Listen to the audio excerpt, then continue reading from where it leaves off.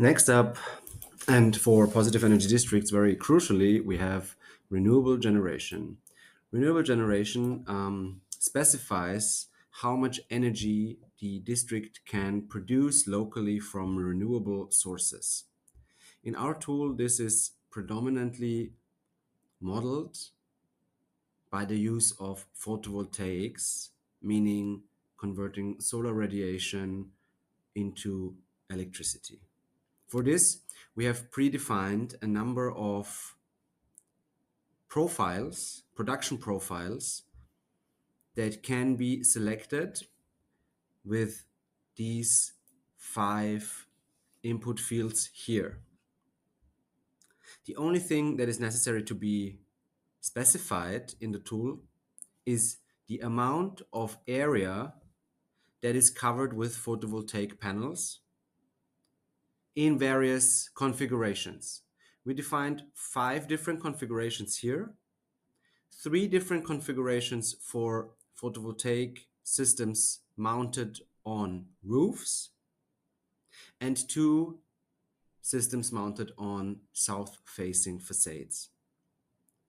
The difference between those systems can be seen if you look in the column here specifying the specific yield, which basically means how much electricity you will get out of each panel per year.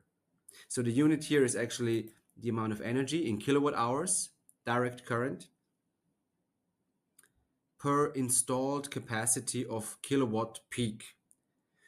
And as you can see here in the beginning, with typical market value photovoltaic systems, you typically get around 4.9 to 5 square meters of PV per kilowatt peak installed. So this means that if you want to produce 1 kilowatt peak condition of electricity with photovoltaics, you will need around 5 square meters of photovoltaic systems installed somewhere on your building. Now, as you can see here, the specific yields differ depending on where you put this photovoltaic system. If you orient it most efficiently towards the sun in the northern hemisphere, at least that is, you typically want to go for a tilt, meaning a vertical inclination from the horizontal surface of the modules of around 30 degrees, which corresponds with the longitude of the location on Earth where you orient the modules towards the sun. So in our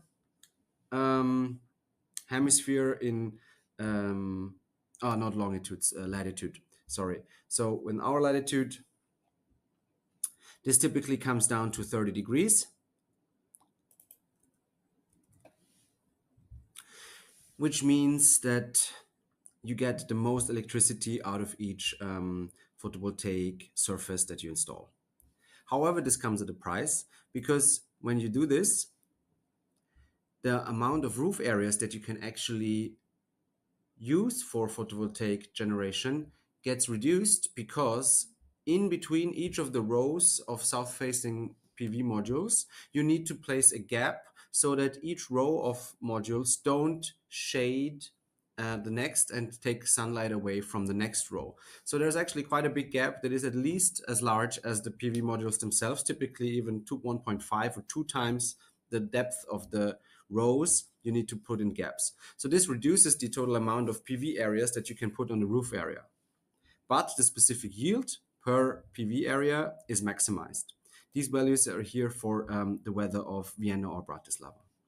Now, to get more photovoltaic electricity out of the district than just using maybe a quarter or a third of the available roof area, you can instead take one of these first 2 placement strategies, which is to put them either flat horizontally directly on the roof, where you can use more areas, but the specific yield is a little lower, or what is typically state of the art right now is basically not putting the photovoltaics south facing towards the sun, but instead in an alternating east-west orientation of a very low 15 degrees tilt.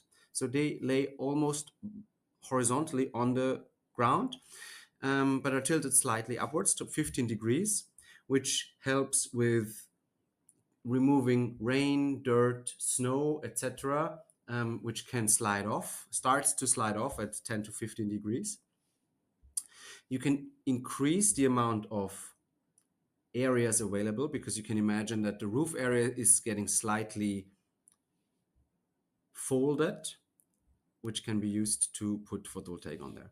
So here you can typically put the most photovoltaic area on the roof area, and the yield is practically the same as with flat horizontal. And you can see it's 10 to 20% lower than the yield of directly south-facing modules. But keep in mind, typically the amount of area that you can put in this configuration is twice as large as the area that you can fit just south-facing with gaps in between. Now, and you can play around with this. You can basically specify the area here. And once you hit recalculate, the simulation will adapt and include the current updated electricity yield from this photovoltaic system. You can scroll down here, and here in orange you can see where the photovoltaic system is providing electricity for the various uses. We will go into the energy result in a later unit. But just keep in mind, you can directly, for example, here, if you increase the amount of photovoltaic area to twice as much, and you increase or you rerun the calculation, wait a second for the calculation to run, and then you will immediately see the updated situation be reflected in the results. As you just saw here, the results popped up. Okay. Another important aspect of photovoltaic orientation and configuration is that you need to keep in mind when the sun is rising in the morning, it's rising in the east and it's setting in the west. So the orientation, the position of the sun changes during the day. And theoretically, you get the most efficiency by constantly tracking the PV panel to the location of the sun and always orienting it to a perfect normal direction of the sun, which can be done with so-called tracking modules, which require a lot of mechanical parts, which is typically not worth it nowadays because of the increased maintenance. Now, with photovoltaics being so cheap as they are, it's typically not worth investing on this tracking equipment that typically can malfunction, that needs a lot of maintenance to get a little bit of extra efficiency. Instead, what is being used is typically these east-west orientations for a second reason. East-west means that they typically produce more electricity in the morning when the sun is also in the east, and in the evening when the sun is also in the west, because then they are more well oriented towards the sun as compared to the south-facing 30-degree configuration. And incidentally, this is also where typical energy demands in buildings, especially with residential usage, are highest. The typical energy demand of residential uses is highest in the evening hours when people come back from work and start cooking, put the television or music on or something. So the energy demand increases in the evening hours. And similarly, in the morning time, it also increases when people are waking up, having breakfast, having showers, etc.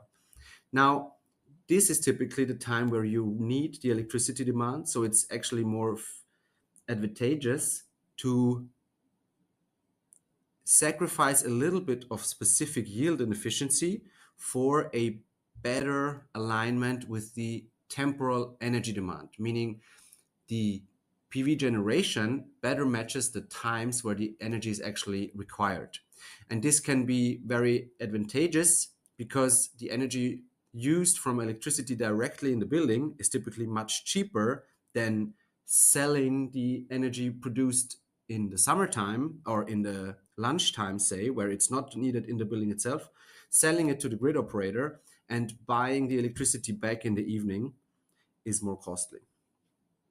So this means this can be measured by metrics such as the self-consumption rate, which measures how much of your energy demand, how much of your energy produced in terms of renewable generation can be consumed directly in the building. The higher the self-consumption rate, the more economical the situation and the system typically are. This is also where the second part of electric storage comes into place. This is the electric battery input here, where you can specify if and when you have a electric storage in the district.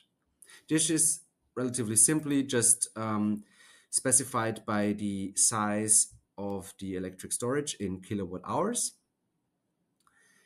And the typical sizing operation also involves trying to optimize the self-consumption rate, meaning trying to size the battery in such a way that most of the energy produced of a day can be stored such an electricity battery that it can be used up totally in the evening. And you get the maximum load cycles, the maximum amount of charging and loading and storing of electricity in the battery, and you get the most of your own produced electricity consumed in the district.